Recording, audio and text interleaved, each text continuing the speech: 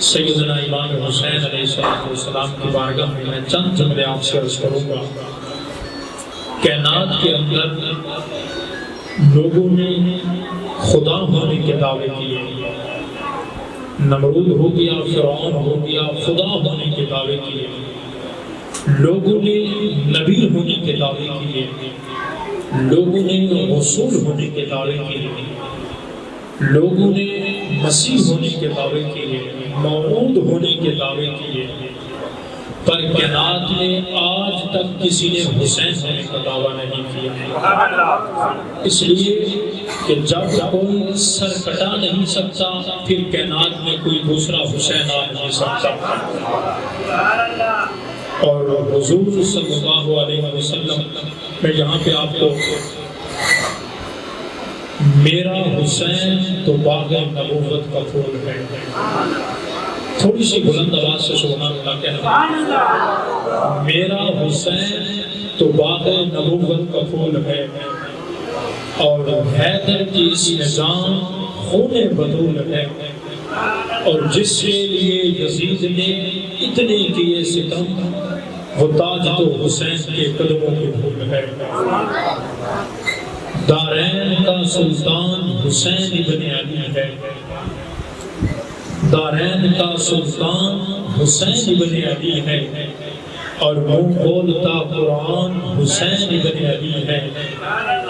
مانا کہ مسلمان کی پہچان ہے کلمہ، پر کلمے کی پہچان حسین ابن علی ہے۔ نبی کا نور عین زندہ ہے، نبی کا نور عین زندہ ہے، زہرا کے دل کا چین زندہ ہے، اور سنو جب تم آذان سمجھو حسین زندہ ہے، سنو جب تم آذان سمجھو حسین زندہ ہے۔ حضور نے ارشاد فرمایا کہ مجھ سے فرمایا احب اللہ لما یحظوکم، فرمایا کہ اللہ سے محبت کرو کہ وہ رب تمہیں رزق دیتا ہے،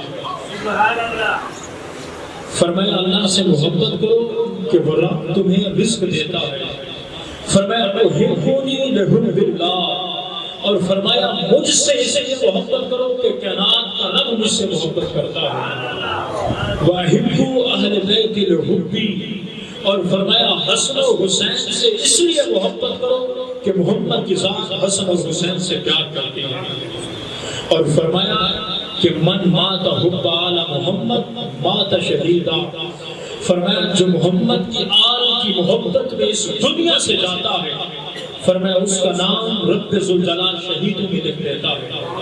اور شہید کی یہ شان ہے کہ جب خون کا پہلا قطرہ زمین پہ گرتا ہے، زمین کا قطرہ گرنے سے پہلے اللہ شہید کی بخشش کر دیتا ہے۔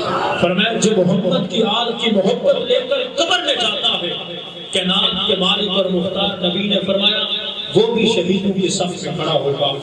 اور آقا نے دوسرے مقام پہ ارشاد فرمایا حب آل محمد یوماً افضل من عبادت السنہ، فرمایا محمد کی آل سے ایک دن پیار کرنا، فرمایا ایک سال کی عبادت سے افضل عمل ہے۔ تو آج ذکر امام حسین کی مجلس بھی ہے، اور اولیاء کے فیضان کی مجلس بھی ہے، اور آقا نے اس سے بڑی اور بات ارشاد فرمائی، فرمایا لو ان رجل بین الرکن والمقام، فرمایا کوئی انسان کعبہ میں چلا جائے، مقام ابراہیم اور حجر اسود کے درمیان کھڑے ہو کر لبیک لبیک کہے، فرمایا ثم صلی وصام، فرمایا دن کو روزے رکھے، رات کو کھڑے ہو کر رب کا ذکر کرے، فرمایا مبغض لأہل بیت محمد، مگر دل کے اندر محمد کی آل کا بغض لے کے جاتا ہے، فرمایا داخل النار، کعبے کے اندر بھی کھڑا ہوگا، محمد نے فرمایا جہنم میں چلا جائے گا، اس لیے کہ جس کے سینے میں محمد کی آل کا پیار نہیں، جنت کی آل، جنت کی نعمتیں اس کے اوپر مصطفیٰ نے فرمایا حرام کر دی۔ نعرہ تکبیر، نعرہ تکبیر، نعرہ رسالت، نعرہ رسالت، محمد اہل بیت زندہ باد۔ اور آقا نے فرمایا جو محمد کی آل کا پیار لے کر قبر میں جاتا ہے، فرمایا جیسے دلہن اپنے گھر سے دلہا کے گھر میں آتی ہے، جیسے عزت کے ساتھ اسے اس کے گھر میں لایا جاتا ہے، فرمایا محمد کی آل کو پیار کرنے والے کو فرشتے اس کی قبر سے جنت میں ایسے لے کے آتے ہیں جیسے دلہن کو اس کے گھر میں لے کے آیا جاتا ہے۔ اور آقا نے فرمایا جس کے بغض میں نبی کی آل، جس کے دل میں نبی کی آل کا بغض ہوگا، فرمایا عیسی من رحمت اللہ، فرمایا سنو جنت کی خوشبو، اگر انسان 500 سال کے سفر میں کھڑا ہوگا جنت کی کھڑکی کو کھول دیا جائے گا، فرمایا 500 سال کے سفر میں کھڑے ہونے والے شخص کو جنت کی خوشبو محسوس ہوگی، مگر جس کے سینے میں محمد کی آل کا بغض ہوگا، آقا نے فرمایا جس جنت کی اتنی خوشبو دور جائے گی، فرمایا وہ جنت کی خوشبو کو بھی نہیں پائے گا۔ اس لیے کہ جو جنت کے جوانوں سے پیار نہیں کر سکتا، جنت کو کجا جنت کی خوشبو کو بھی نہیں پا سکتا۔ اس لیے کہ آقا نے فرمایا الحسن والحسین سیدہ شباب اہل الجنہ، جو جنت میں جائے گا حسن اور حسین کو اپنا سردار مانے گا، جس کے سینے میں محمد کی آل کا پیار نہیں دوزخ اس کا مقدر بن جاتی ہے۔ جس کو جنت کے جوانوں سے پیار نہیں، جنت میں بھلا کیسے جانا؟ جس کو جنت کے سرداروں سے پیار نہیں، ہر ایک کو اپنی اولاد پہ فخر ہوتا ہے، آپ کو بھی اپنی اولاد پہ فخر ہوگا۔ میرے اوپر بھی میرے والدین فخر کرتے ہیں کہ 2-4 کتابیں اس نے بھی گھیج کی پڑھی ہیں، 2-4 لوگ اسے بھی جانتے ہیں۔ ہر ماں اپنی اولاد کے اوپر فخر کرتی ہے۔ مدینے کی مائیں جب اکٹھے ہو کے سیدہ زہرا کے پاس آتی ہیں، ہر ماں اپنے بیٹے کے بارے میں بتاتی ہے کہ میرا بیٹا کاروبار کرتا ہے، میرا بیٹا بڑا فرما بردار ہے۔ پر جب بی بی زہرا کے دروازے پہ آ کے پوچھتی ہے بی بی زہرا ذرا آپ تو بتائیں، تو سیدہ زہرا کہتی ہے اللہ نے بڑا کرم کیا، رب نے جوڑی عطا کی، ایک کا نام حسن اور دوسرے کا نام حسین ہے۔ پھر بی بی زہرا بتاتی تھی کہ تمہارے بیٹوں کے یہ فخر ہے کہ وہ دنیا کے کاروبار کرتے ہیں، اور میرے بیٹوں کا یہ اعزاز ہے الحسن والحسین سیدہ شباب اہل الجنہ۔ میرے بیٹوں کی شان یہ ہے کہ جو بھی جنت میں جائے گا حسین کے قدموں کو چوم کے جائے گا، جو بھی جنت میں جائے گا حسن کو اپنا سردار مان کے جائے گا۔ تیرے در سے جو یار پھرتے ہیں وہ در بدر گلزار پھرتے ہیں۔ اس لیے تو میں کہہ رہا ہوں کہ میرا حسین تو باغ نبوت کا پھول ہے، حیدر کی اسم جان اور خون بطول ہے، اور جس کے لیے یزید نے اتنے کیے ستم وہ تاج تو حسین کے قدموں کے دھول ہے۔ ارے مرتا وہ ہے جس کا کردار بن جائے۔ حسین کل بھی زندہ تھا، حسین آج بھی زندہ ہے۔ دوستو ہمارا قائد کل بھی حسین تھا، ہمارا قائد آج بھی حسین ہے۔ آج لوگ یزید کا نام لیتے ہیں، جو یزید کو اپنا سردار مانتے ہیں، نام لینے سے پہلے بھی مشرق اور مغرب کی طرف دیتے ہیں، نام لینے کے بعد بھی مشرق اور مغرب کی طرف دیتے ہیں، نام لینے کے بعد چہرے کے اوپر پسینہ آتا ہے، سانس پھول جاتی ہے، لیکن ہم حسین کا نام کل بھی ڈنکے کی چوٹ پہ لیتے تھے، حسین کا نام آج بھی ڈنکے کی چوٹ پہ لیتے ہیں۔ جب حسین کا نام آتا ہے ہمارا سر فخر سے بلند ہو جاتا ہے، کیونکہ حسین کل بھی ہمارا سردار تھا، حسین آج بھی ہمارا سردار ہے۔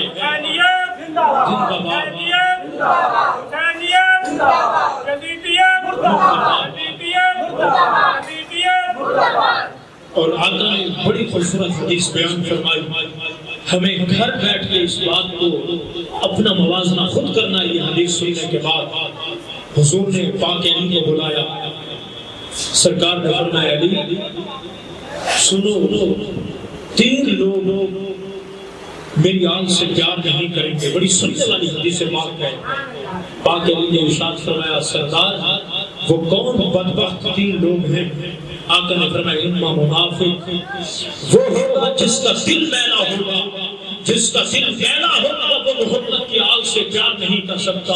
دست ادب جوڑ کے عرصی بندہ نواز وہ دوسرا کون ہوگا جو آپ کی آل سے پیار نہیں کر سکتا؟ فرمایا اما لزنیۃ، فرمایا دوسرا وہ ہوگا جو اپنے باپ کا نہیں ہوگا، جو اپنے باپ کا نہیں ہوگا وہ محمد کی آل سے پیار نہیں کر سکتا، اور جو اپنے باپ کا ہوگا محمد کی آل سے بغض نہیں کر سکتا۔ فرمایا دوسرا وہ ہوگا جو نطفہ ناتحقیق ہوگا، جو اپنے باپ کا نہیں ہوگا۔ 10 عدد جوڑ کے عرض کی بندہ نواز تیسرا کون ہوگا؟ فرمایا امرأۃ حملت امہ لغیر طہر، فرمایا وہ بدبخت ہوگا، فرمایا وہ بدبخت ہوگا جس کا ایک باپ نہیں ہوگا۔ میں اس کا ترجمہ ضرور کرتا لیکن ادب کی وجہ سے ترجمہ نہیں کر رہا۔ فرمایا یہ وہ بدبخت ہوگا جو اپنی ماں کا نہیں ہوگا، جو اپنے باپ کا نہیں ہوگا۔ فرمایا علی یہ تین وہ بدبخت ہیں جو میری آل سے پیار نہیں کر سکتے، اور جو میری آل سے پیار کرتے ہیں میں ضمانت دیتا ہوں ان کا جسم بھی پاک ہے، ان کا خون بھی پاک ہے، ان کی زبان بھی پاک ہے، ان کا اوڑھنا اور بچھونا بھی پاک ہے۔ جو نبی کا غدار ہے وہ علی کا غدار ہے، اور جو نبی کا غدار ہے وہی علی کا وفادار ہے۔ فرمایا جس کا خون پاک ہوگا وہی علی کا وفادار ہوگا، اور فرمایا جس کا خون پاک نہیں ہوگا نبی کی آل کا وفادار نہیں ہوگا۔ تو دوستو نبی کی آل سے وہی پیار کرتے ہیں جو پاکیزہ نسل ہوتے ہیں، نبی کے صحابہ سے وہی پیار کرتے ہیں جو پاکیزہ نسل ہوتے ہیں۔ اور سنو ابو بکر کی علی سے لے کر علی کی یاد تک نبی کے سارے صحابہ سچے، نبی کے سارے صحابہ مقدس۔ اس لیے تو ہم کہتے ہیں، اور یہ مسلک اہل سنت کی یہ خوش قسمت ہے کہ سیدنا آدم علیہ السلام سے لے کر قیامت تک جو بھی نبی کا وفادار ہوگا، حضور کو سچے دل سے ماننے والا ہوگا، ہم تو اس کے قدموں کو چومنے کے لیے بھی تیار ہیں، چاہے وہ نبی کا صحابی ہو یا نبی کے گھرانے سے تعلق رکھتا ہو یا نبی کے غلاموں کا غلام ہو۔ ہم تو ہر ایک سے پیار کرتے ہیں جو نبی سے پیار کرتا ہے، جو نبی کا وفادار ہے، ہم اس کے نوکر ہیں، اور یہی نوکری ہمیں سلاسل دیتے ہیں۔ سلسلہ نقشبند ہو، سلسلہ چشتیہ ہو، سلسلہ سہروردیہ ہو، سلسلہ قادریہ ہو، شاذلیہ ہو، کوئی بھی سلسلہ ہو، یہ ٹوٹے ہوئے سلسلے کو مصطفیٰ کے دروازے سے جوڑ دیتے ہیں۔ دعا فرمائے اللہ رب العالمین ہمیں حضور کے سچے اولیاء سے محبت کرنے کی توفیق نصیب فرمائے۔